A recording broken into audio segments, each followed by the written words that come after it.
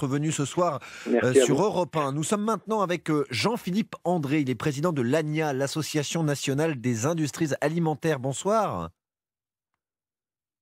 Jean-Philippe André est avec nous. Oui, il est avec nous. Bonsoir Jean-Philippe André. Bonsoir, je vous entends très bien. Alors, ça fait partie également des annonces du ministre de l'économie Bruno Le Maire ce matin.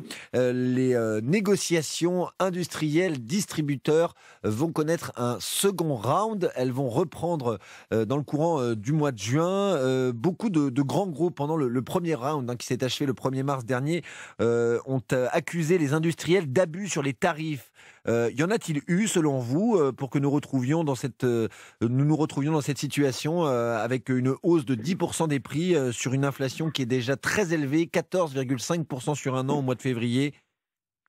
Alors écoutez, je vais rebondir sur ce que vous venez de dire, 14,5% au moment où on se parle, et c'est en aucun cas une consolation. Le chiffre en Allemagne est de 20%. Et après, en ce qui concerne l'inflation, je crois que c'est très important de le souligner à vos auditeurs, à tous ceux qui nous écoutent, c'est que fondamentalement, l'inflation, c'est un poison. C'est un vrai poison insidieux, c'est très dangereux, à commencer pour le pouvoir d'achat de ceux qui sont les plus faibles. Ensuite, c'est un vrai poison contre les marques, parce que vous avez bien vu, j'écoute avec attention tout votre débat sur le dispositif mis en place, ça peut qu'augmenter le différentiel de prix avec les marques de distributeurs, donc vous comprenez bien que pour nous, c'est extrêmement préoccupant. Il faut qu'on fasse de gros efforts pour que cet écart n'augmente pas. Et enfin, parce que je le rappelle à chaque fois, j'ai le plaisir de représenter l'industrie de la nourriture, c'est 17 000 entreprises et il y a 450 000 salariés.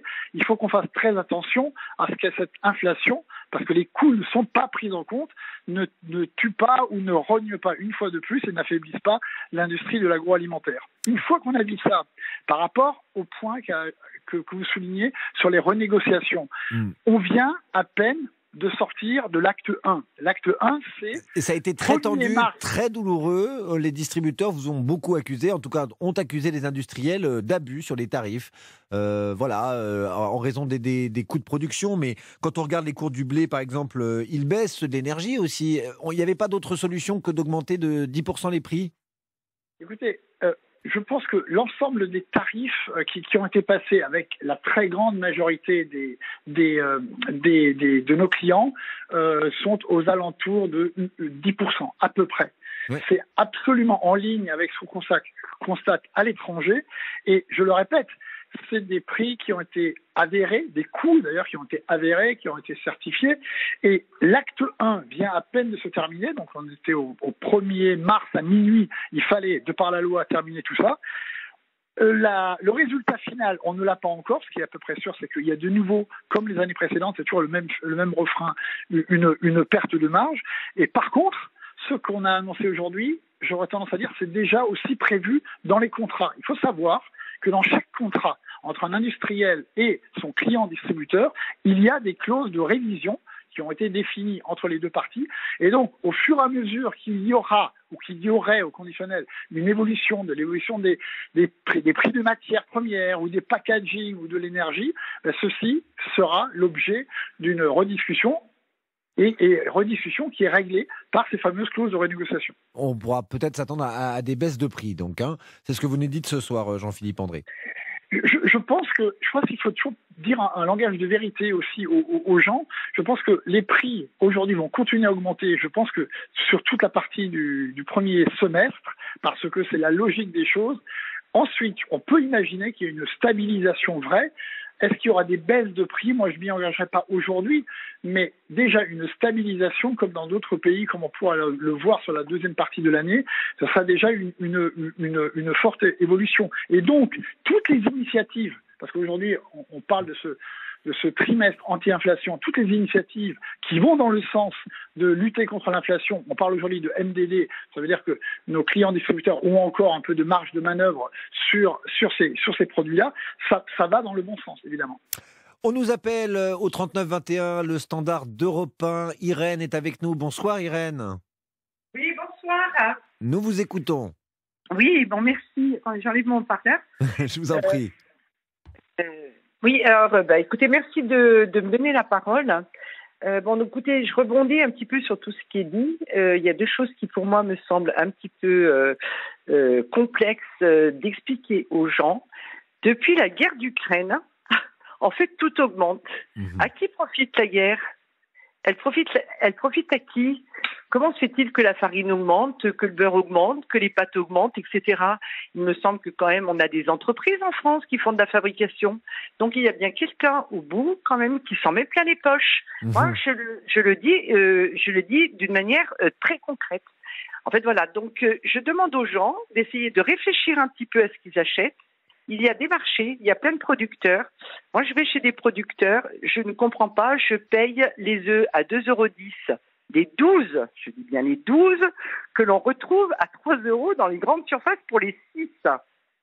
Il y a des choses qui me semblent complètement maintenant illogiques. Maintenant, ce qui me gêne aussi le plus, c'est que M. le maire, qu'est-ce qu'il fait ? Il fait l'aumône de distribuer 65 €, de demander aux grandes surfaces de baisser les prix.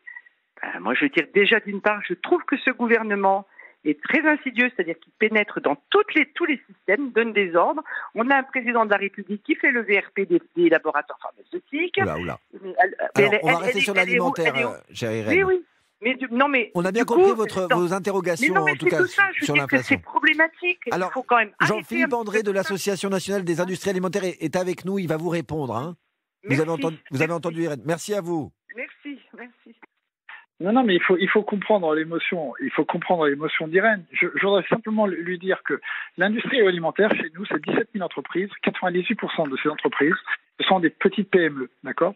Et après, le produit que cette dame a sur sa table, il est élaboré par ces entreprises. Je vais prendre un exemple qui me vient à l'esprit. Si vous prenez un paquet de biscuits et si on veut ensemble, là, à l'antenne, faire une recette approximative, je ne suis pas un expert, pour faire des biscuits, grosso modo, vous allez bien, il faut du beurre. Le beurre industriel a augmenté pour la PME qui l'achète de 100%. On va y ajouter un peu de sucre, vous en conviendrez. Le sucre, domaine que je connais bien, a également augmenté de 100%. Les œufs qu'évoquait votre auditrice a augmenté de 20%. Je passe sur des prix que je ne connais pas, les amandes, les noisettes, pour faire simplement un bon biscuit.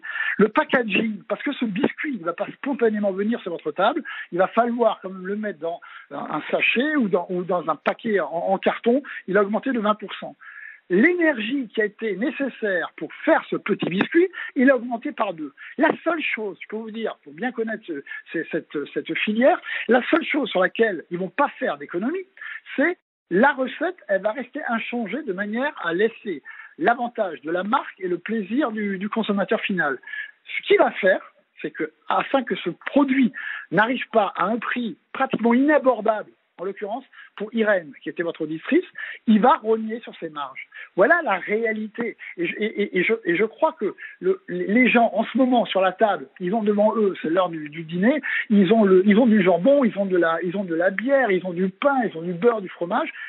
Le raisonnement que je viens de faire, et les gens le comprennent très bien, est valable pour l'ensemble de cette filière. Donc, il faut accepter cette réalité économique. Nous avons objectivement intérêt à limiter autant que faire se peut cette inflation, et dès que cela se calmera, je vous l'ai dit en entrée, c'est bon pour tout le monde, parce que je le répète, obsessionnellement, c'est un poison pour tout le monde.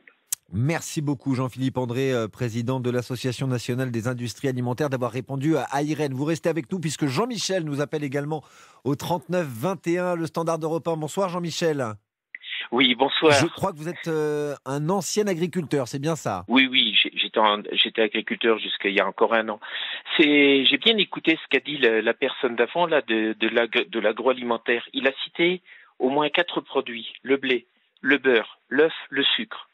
Pourquoi est-ce que ces produits sont si chers en ce moment ? Il y a une explication simple, c'est parce qu'on est en période de pénurie. Quand il y a des pénuries, les prix augmentent. Quand on a connu ça en 1973 avec le pétrole, là c'est avec le blé. En France, il y a une pénurie de blé, il y a une pénurie de beurre, il y a une pénurie d'œufs. L'œuf, c'est à cause de la grippe aviaire. Il y a une pénurie de sucre qui va certainement s'aggraver si tous les planteurs de sucre du nord de la France, de betteraves du nord de la France ne peuvent pas planter de betteraves. Si on ne veut pas de pénurie, il faut augmenter les productions. Les pénuries engendrent l'inflation, et l'inflation engendre de la rancœur, on le voit, on l'entend. On l'a entendu ce matin sur votre programme avec la personne qui parlait du chèque Nadia Ziane. Je crois que c'est de la comment ça s'appelle de la banque. C'est pas la banque alimentaire. C'est la pénurie qui craint l'inflation. Si on veut supprimer la pénurie, il faut pouvoir cultiver davantage de blé, il faut produire davantage d'œufs, il faut produire davantage de beurre, et pour ça, il faut davantage de vaches laitières.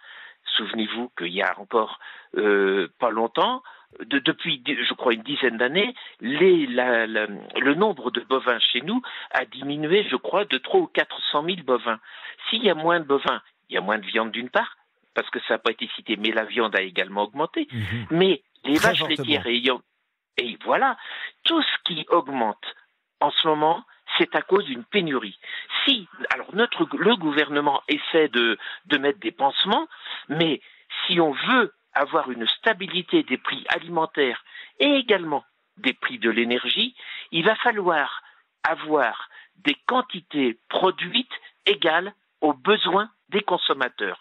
Si on rentre dans un système de décroissance, on aura automatiquement de l'inflation. Il faut savoir quand même que on a bien compris votre raisonnement, dernier, cher Jean-Michel. Oui. Merci beaucoup. Excusez-moi, il faut juste qu'on entende la réponse de Jean-Philippe André, le président de l'Association nationale des industries alimentaires. Jean-Michel, ancien agriculteur, appelle à augmenter la production 100% française.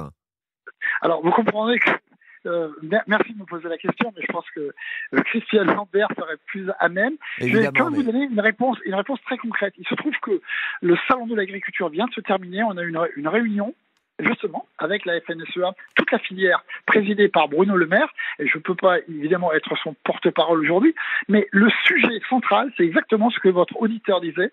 Il faut qu'on se mette dans une logique de production. Il faut produire des poulets parce qu'on importe la moitié des poulets. Il faut se mettre dans une production de céréales. Et donc, au contraire de tous les discours de décroissance, il faut se mettre dans une dynamique de production et de croissance.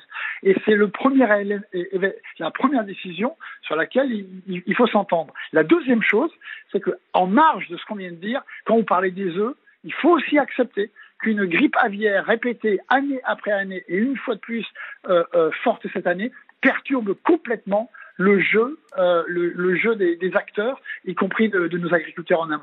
Et dernière chose, nous, industrie agroalimentaire, on est au cœur d'une filière. En amont, il y a les agriculteurs. Nous achetons 70% de cette production agricole. Et moi, j'ai besoin des agriculteurs très forts, comme j'ai besoin aussi, et je le dis à chaque fois, de clients distributeurs extrêmement forts, parce qu'en définitive, c'est eux les porte-avions de nos produits. Merci beaucoup Jean-Philippe André, président de l'ANIA, Association nationale des industries alimentaires. Merci d'avoir été avec nous ce soir sur Europe 1. Excellente soirée à vous aussi. Dans quelques instants, nous nous projetons sur la journée de demain. Ça s'annonce compliqué dans nos transports, dans nos écoles et j'en passe. C'est le début de la grève